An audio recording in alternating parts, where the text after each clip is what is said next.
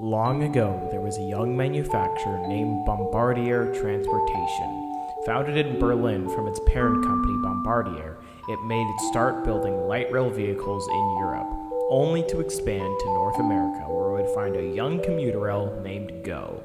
Go had a set of some bi-level cars made by another manufacturer named Hawker Siddeley. Bombardier not only wanted these coaches to sell, but also, knowing how fond Go was of these coaches, Bombardier wanted them knowing it would lead to a long-lasting bond with Go, leading to much prosperity in the future. And after making a few deals here and there, Bombardier had a cash cow in their hands, a coach car so successful it would demolish any competition in sight. This was the Bombardier Bi Level Coach.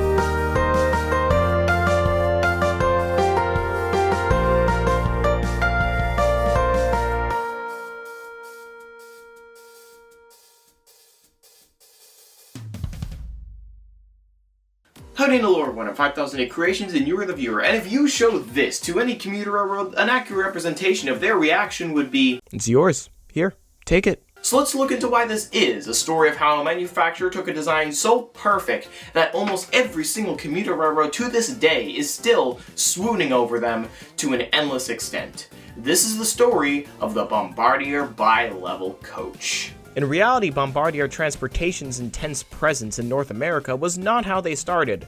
Bombardier Transportation was founded in 1974 in Berlin, Germany, with them being a subsidiary of the actual strong bond with one of the largest commuter rails in North America and Tri-Rail founded in Canada. Bombardier's early history wasn't the most eventful. They entered the rail industry with the acquisition of Loha Rotax in Austria. Bombardier wasn't actually too interested in rolling stock, rather Loha Rotax's other businesses, but held on to the rolling stock part, with them securing their first order from this company in Montreal, Quebec, Canada. However, Bombardier's North American endeavors truly started with them acquiring the Montreal Locomotive Works in 1975, and their shop in Thunder Bay, Canada, a shop that remains Bombardier's main shops to this day. And after some more swiveling around, something caught Bombardier's eye. Hawker Siddeley and commuter rail Go had created a bi-level coach that looked so good, it even caught the eye of a certain commuter rail in Florida named Tri-Rail. This was enough for Bombardier to acquire Hawker Siddeley, which was now UTDC, and this allowed Bombardier to have a strong bond with one of the largest commuter rails in North America, and Tri-Rail, I guess. Thankfully, this acquisition came just in time as, in the 90s, a massive influx of new commuter rails came in and all needed rolling stock.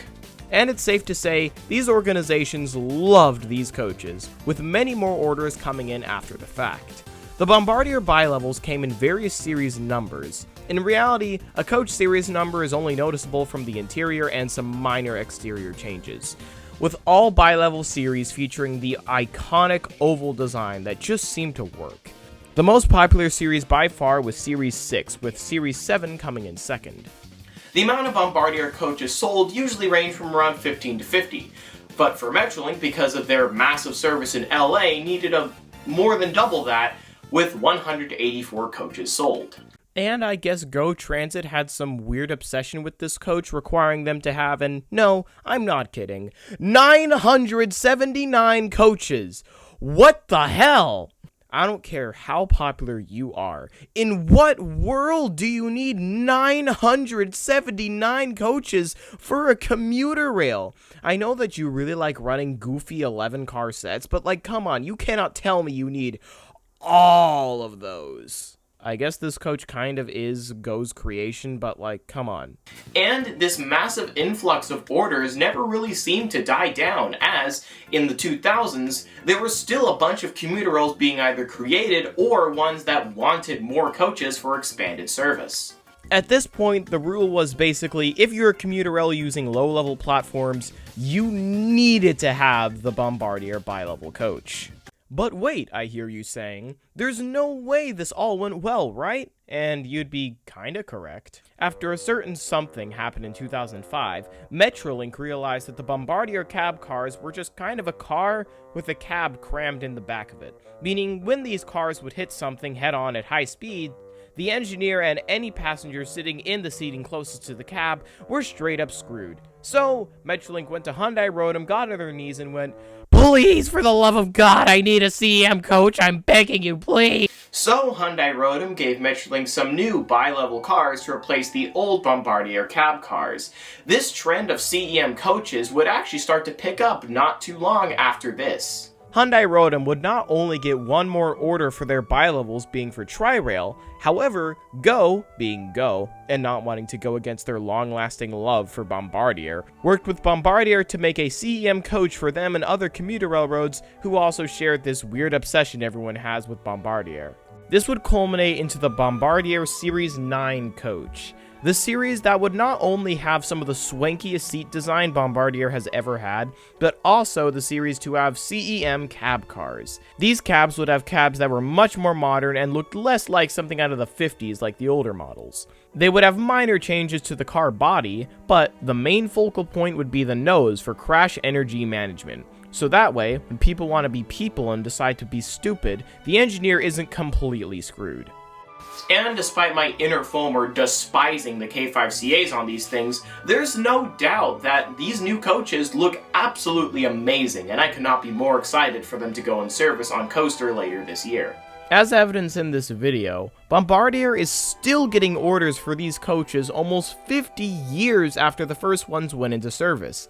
These cars have seen 3 eras of American railroading, with them being hauled behind F40s, F59s, MP36s, and most recently Chorgers. If you want to talk about a staple of modern-day American railroading, the Bombardier coach is certainly fitting of that title. But, like most things in modern-day America these days, Bombardier Transportation was bought out by Alstom in 2021, further fueling the flames for this weird battle between Alstom and Siemens to see who can make the most modern thing first, or something like that. But I gotta say, as much as the new Series 9 coaches are great, I still friggin' hate those goddamn K5CAs.